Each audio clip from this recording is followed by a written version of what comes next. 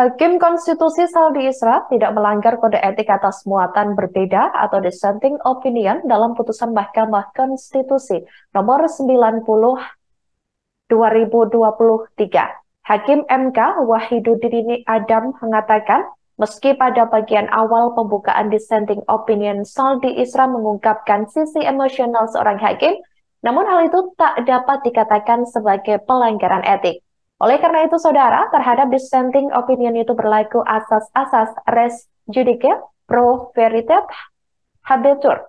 Artinya, putusan hakim harus dianggap benar, yakni terkait dengan isu pengambilan keputusan yang erat kaitannya dengan hukum acara dan isu substansi perkara itu sendiri. Namun di satu sisi, Saldi bersama para hakim lainnya terbukti melakukan pelanggaran terhadap kode etik dan perilaku hakim konstitusi, sebagaimana tertuang dalam Sabta Karsa Utama, prinsip kepantasan dan kesopanan sepanjang menyangkut kebocoran informasi rahasia rapat permusyawaratan hakim dan pembiaran praktik pembenturan, maksud kami praktik benturan kepentingan para hakim konstitusi dalam penanganan perkara tersebut. Atas hal itu, Saldi Isra dijatuhi sanksi teguran lisan secara kolektif dan hakim konstitusi lainnya.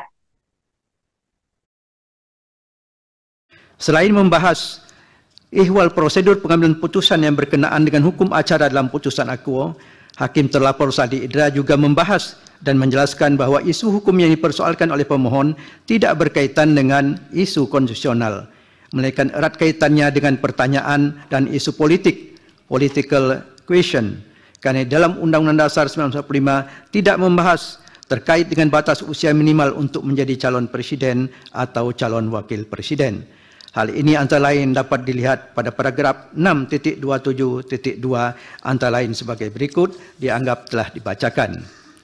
3. Majelis Kehormatan juga menemukan fakta hukum bahwa pada bagian awal pendapat berbeda dissenting opinion Hakim terlapor Saldi Isra yang ditulis dengan bahasa penuh emosi, tanda kutip, dan diuraikan pada paragraf 6.26.1 sebagai berikut, dianggap dibacakan. Berdasarkan pada temuan fakta dan hukum sebagaimana diuraikan di atas, menurut Majelis Kehormatan, Hakim terlapor Saldi Isra tidak dapat dikatakan melanggar kode etik yang disebabkan materi muatan pendapat berbeda, dissenting opinion dalam putusan nomor 90/2023.